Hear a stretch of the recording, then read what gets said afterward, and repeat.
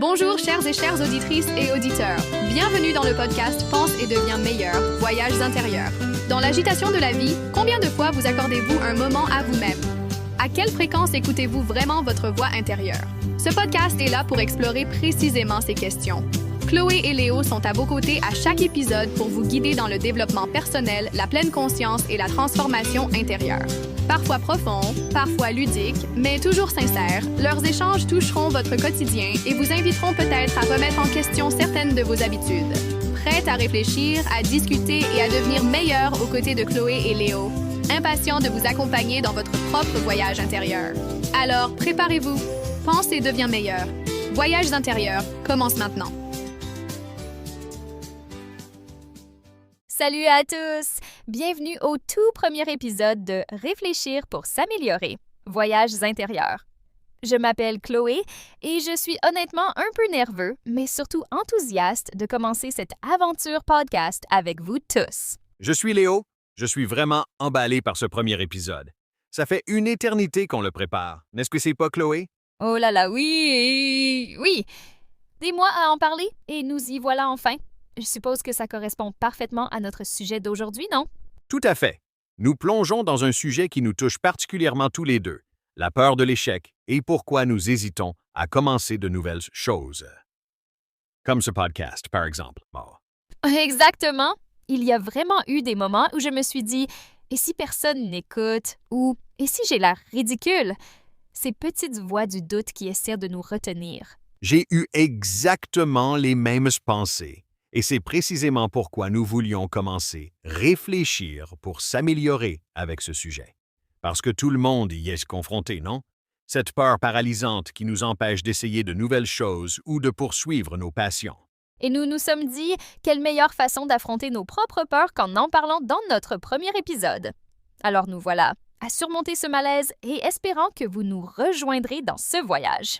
Alors Léo, creusons un peu plus ce sujet. C'est quoi exactement cette peur de l'échec? Je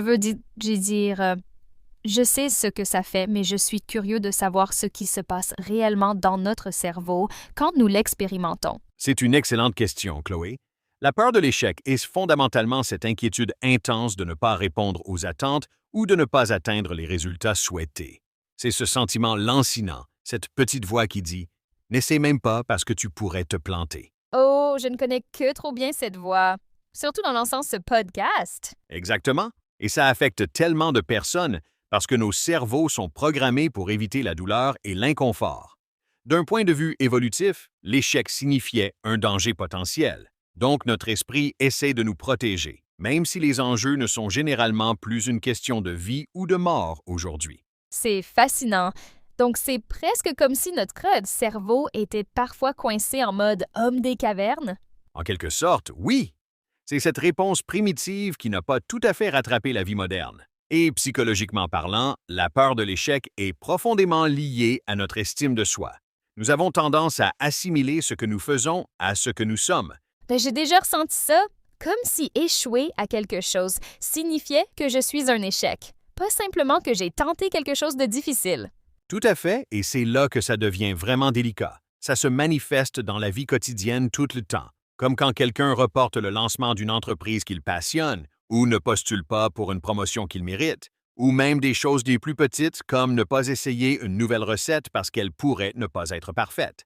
Ou ne pas commencer un podcast pendant des mois alors qu'on a déjà acheté tout l'équipement. Ah! Exactement. Et ce qui est vraiment intéressant, c'est comment ça se manifeste différemment selon les personnes. Certains deviennent perfectionnistes, obsédés par chaque détail pour éviter toute possibilité d'échec. D'autres procrastinent sans fin, et certains évitent complètement les situations où ils pourraient échouer. Donc en gros, on se promène tous avec ces barrières invisibles qu'on a créées nous-mêmes. C'est une façon parfaite de le dire, Chloé.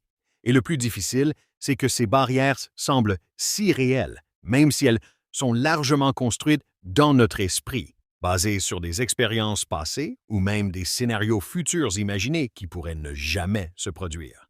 Alors, en parlant de barrières, je suis vraiment curieux de savoir comment on peut réellement identifier quand la peur de l'échec nous retient. Quels sont les signes courants que les gens pourraient reconnaître en eux-mêmes? C'est une question tellement importante car beaucoup de gens ne réalisent même pas que c'est ce qui se passe. Les signes peuvent être très subtils. La procrastination est probablement le plus grand signal d'alarme. Cette tendance constante à remettre les choses à demain, à la semaine prochaine ou quand le moment sera venu. Oh là là, je me sens visée là. J'avais littéralement commencé le podcast sur ma liste de choses à faire pendant... C'était quoi, Léo? Genre 6 mois? Au moins, et c'est exactement ce que je veux dire. Quand nous continuons à retarder quelque chose que nous voulons sincèrement faire, c'est souvent la peur qui travaille en coulisses. Nous nous disons que nous sommes juste en train de mieux nous préparer ou d'attendre le moment parfait. Mais en réalité, nous avons peur de nous lancer et de ne pas être à la hauteur. Et le perfectionnisme? Je suppose que c'est un autre signe important? Oui, absolument. Le perfectionnisme est un énorme indicateur. C'est ce polissage et ces ajustements sans fin.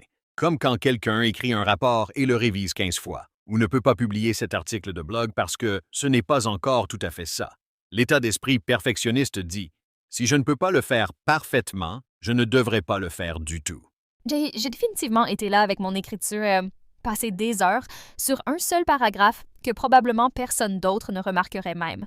Exactement. Et l'ironie, c'est que cette quête de perfection nous empêche en fait de terminer les choses et de partager notre travail. Ensuite, il y a le comportement d'évitement, qui est quand les gens évitent activement les situations où ils pourraient échouer. Comme refuser des opportunités de prise de parole ou décliner des rôles de leadership. Oui. Ou trouver des excuses pour ne pas assister à cet événement de réseautage ou pourquoi vous ne devriez pas postuler pour ce job de rêve. Les gens peuvent même créer des histoires élaborées pour justifier l'évitement de ces situations.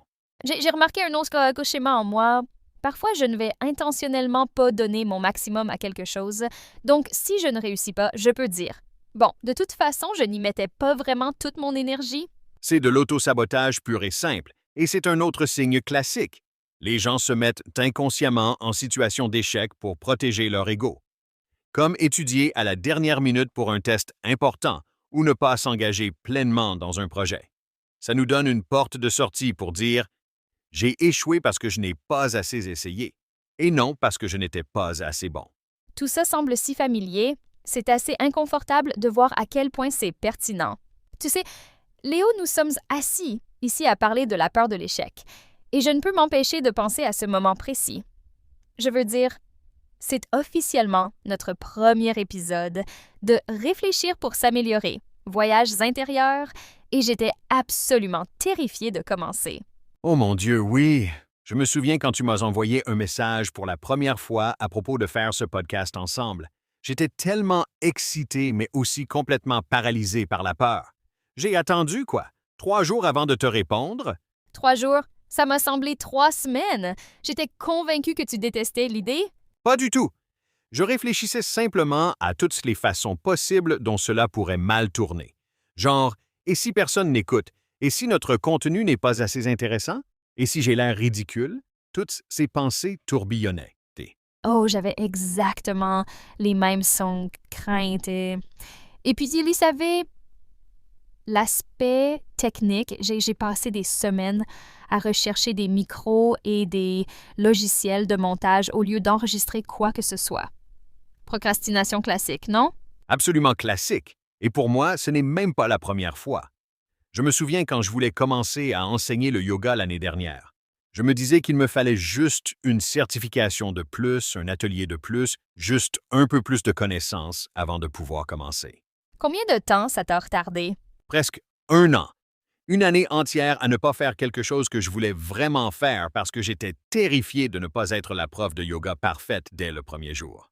J'ai fait des choses similaires avec mon écriture. J'ai ce roman qui est presque prêt à être partagé depuis environ 3 ans maintenant. Chaque fois que quelqu'un demande à le lire, mon estomac se noue. C'est cette intense sensation d'exposition, je suppose, comme si j'allais pas être jugée. C'est exactement ça. Il y a cette vulnérabilité à s'exposer. Je pense que ce qui se passe réellement, c'est que nous associons notre production à notre valeur en tant que personne, comme si l'échec du podcast signifiait que nous sommes des échecs. C'est tellement vrai. Et le truc amusant, c'est que maintenant que nous avons commencé à enregistrer, Ces peurs semblent non pas plus petites exactement, mais plus gérables. Elles sont toujours là en arrière-plan. Absolument. Je me sens toujours nerveuse, mais il y a aussi cette excitation qui est plus forte que la peur. Et honnêtement, simplement reconnaître que nous ressentons tous les deux la même chose rend plus facile de passer outre. Alors, comment surmonter cette peur, Léo? Y a-t-il un moyen de recadrer notre façon de penser à l'échec? C'est exactement ça, Chloé. La clé est de complètement changer notre perspective sur ce qu'est réellement l'échec. Nous avons été conditionnés à voir l'échec comme cette terrible fin, mais en réalité, c'est juste une partie du processus d'apprentissage. Donc, au lieu de voir l'échec comme l'opposé du succès, Nous devons le voir comme un tremplin vers le succès. Réfléchis-y. Chaque personne qui réussit a échoué d'innombrables fois. La différence, c'est qu'ils n'ont pas laissé ces échecs les définir ou les arrêter. j'adore ça. Sur réfléchir pour s'améliorer, voyages intérieurs, nous sommes tous pour ces changements de perspective. Quelles sont les façons pratiques dont les gens peuvent commencer à recadrer l'échec? Eh bien, d'abord, je pense que nous devons changer notre langage autour de ça. Au lieu de dire « j'ai échoué », essayez de dire « j'ai appris ». Comme quand nous ratons quelque chose dans ce podcast, nous n'échouons pas en tant que podcasteurs. Nous apprenons à être de meilleurs podcasteurs. Oh, c'est un changement subtil mais puissant. Donc, c'est à propos du récit que nous nous racontons? Exactement. Nos cerveaux sont des machines à raconter des histoires. Une autre technique est de pratiquer ce que les psychologues appellent la restructuration cognitive. Essentiellement, prendre une pensée négative et intentionnellement la voir à travers une perspective plus constructive. Peux-tu donner un exemple de ça? Bien sûr. Donc, au lieu de penser « si je postule à ce job et que je ne l'obtiens pas, je serai dévasté », tu le recadres comme « si je postule à ce job et que je ne l'obtiens pas, je gagnerai de l'expérience en entretien et des retours pour la prochaine fois. » C'est la même situation, mais avec un impact émotionnel complètement différent. Je vois comment ça pourrait aider avec l'anxiété préalable aussi. Absolument. Un autre changement d'état d'esprit puissant est d'adopter un état d'esprit de croissance, qui a été popularisé par Carol Dweck. C'est cette idée que nos capacités ne sont pas fixes. Elles peuvent être développées par le dévouement et le travail acharné. Donc, au lieu de penser « je ne suis pas doué pour ça », tu penserais « Je ne suis pas doué pour ça. Pas encore. » Ce petit mot fait toute la différence. Il reconnaît où tu en es maintenant tout en laissant place à la croissance et à l'amélioration. Ce sont des techniques fantastiques, Léo. Je vais définitivement essayer ce changement de langage. Je me suis surpris à dire « j'ai échoué à tant de choses ». Une dernière chose qui m'aide vraiment est de me rappeler que l'inconfort est là où la croissance se produit. Si tu es toujours à l'aise, tu n'es probablement pas en train d'apprendre ou de grandir. Ces papillons dans ton estomac, c'est juste un signe que tu fais quelque chose de significatif. C'est une si belle façon de voir les choses. Donc, ces sentiments nerveux que nous avions avant de commencer ce podcast étaient en fait de bons signes. Exactement. Ils nous disaient que nous tenons à ce projet. Et regarde-nous maintenant. Nous le faisons malgré la peur. Maintenant, soyons pratiques. Léo, quelles actions spécifiques les gens peuvent-ils prendre pour réellement surmonter cette peur de l'échec? Je veux dire, les changements d'état d'esprit sont formidables, mais comment faire ce premier pas? C'est vraiment la partie la plus difficile, n'est-ce pas? La première étape que je recommande toujours est de décomposer les choses en étapes absolument minuscules. Et je veux dire vraiment petites. À quel point petites? Si petites qu'il semblerait idiot de ne pas le faire. Si tu veux écrire un livre, ne commence pas par écrire le premier chapitre. Commence par écrire une phrase. Si tu as peur de parler en public, ne t'engage pas à faire une conférence TED. Enregistre-toi juste en parlant pendant 30 secondes. J'adore cette approche. C'est comme tromper ton cerveau pour qu'il n'active pas cette réponse de peur. Exactement. La deuxième étape concrète est de créer ce que j'appelle un environnement favorable à l'échec. Cela signifie s'entourer de personnes qui comprennent que l'échec fait partie du processus et qui ne te jugeront pas pour cela. Donc, en gros, trouver tes supporters? Oui, mais aussi des mentors qui peuvent te donner des retours constructifs. Quand nous avons décidé de commencer « Réfléchir pour s'améliorer » voyage intérieur, tu te souviens comment nous avons d'abord contacté d'autres podcasteurs? Leurs conseils ont rendu tout ça moins effrayant. Oh là là! Oui, avoir ces conversations a définitivement aidé à calmer mes nerfs. Que peuvent faire d'autres les gens? Une autre technique puissante est de suivre et célébrer tes tentatives, pas seulement tes réussites. La plupart des gens célèbrent uniquement quand ils atteignent leur objectif, mais il y a tellement de valeur à reconnaître chaque fois que tu essaies. Donc, genre, Je devrais célébrer le fait que je suis venue aujourd'hui pour notre premier épisode, indépendamment de comment ça se passe. Absolument. Mets en place un système où tu suis tes efforts. Peut-être que c'est une entrée dans un journal ou des étoiles sur un calendrier ou en le disant à un ami. L'idée est de reconnaître que la tentative elle-même est une victoire. Ça me rappelle quelque chose que j'ai lu sur la façon dont nous devrions féliciter les enfants pour leurs efforts plutôt que pour leurs capacités naturelles. Oui, c'est l'état d'esprit de croissance en action. Et voici quelque chose d'autre qui est vraiment pratique. Crée un CV d'échecs où tu documentes réellement tes échecs et ce que tu en as appris. Un CV d'échec, ça semble contre-intuitif mais fascinant. C'est incroyablement puissant parce que ça te montre à quel point tu es résilient en réalité. En regardant mon propre CV d'échecs, je peux voir que ce qui semblait catastrophique sur le moment a souvent mené à des opportunités inattendues. Ce sont des étapes si tangibles que les gens peuvent entreprendre. Un dernier conseil pour nos auditeurs qui pourraient en être paralysés par la peur en ce moment. Souviens-toi que l'inconfort est temporaire, mais le regret peut durer éternellement. Demande-toi quelle est la pire chose qui pourrait arriver. Et ensuite, pourrais-je gérer ça? La réponse est presque toujours oui. Nous sommes bien plus résilients que nous ne le pensons. Eh bien, Léo, nous avons couvert tellement de terrain aujourd'hui sur la peur de l'échec. Je pense que si je devais résumer ce dont nous avons parlé, c'est que l'échec n'est pas ce terrible monstre que nous en faisons. Exact. Je pense que la plus grande leçon est que recadrer notre relation avec l'échec change complètement notre façon d'aborder de nouveaux défis. Il ne s'agit pas de ne jamais échouer. Il s'agit de voir l'échec comme un retour d'information plutôt que comme un reflet de notre valeur. J'adore ça. Et utiliser ces petites étapes pour créer de l'élan au lieu d'essayer de faire ces sauts géants qui nous terrifient. Exactement. Et rappelez-vous, vous tous qui écoutez, suivre vos tentatives, pas seulement vos succès, créer cet enregistrement visible de votre courage. C'est ce qui compte vraiment. Tu sais, il semble approprié que notre premier épisode de Réfléchir pour s'améliorer, Voyages intérieurs, est porté sur comment surmonter la peur de commencer quelque chose de nouveau, puisque nous venons de faire exactement ça avec ce podcast. C'est très méta, n'est-ce pas? Nous vivons ce que nous prêchons. Et je dois dire, malgré tous les nerfs, je suis si contente que nous ayons fait ce saut ensemble. Moi aussi, et à tous ceux qui ont écouté notre tout premier épisode, merci infiniment.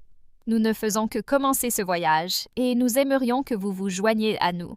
Dans les prochains épisodes, nous explorerons des sujets comme la construction d'habitudes significatives, la gestion du sentiment d'être dépassé et trouver un sens dans la vie quotidienne. Tous ces voyages intérieurs qui nous aident à grandir. Alors, s'il vous plaît, suivez-nous, abonnez-vous ou quelle que soit la façon dont vous suivez vos podcasts préférés. Et rappelez-vous, le simple acte de commencer quelque chose de nouveau, comme nous l'avons fait avec ce podcast, c'est déjà une victoire. Absolument. À la prochaine. Continuez à réfléchir.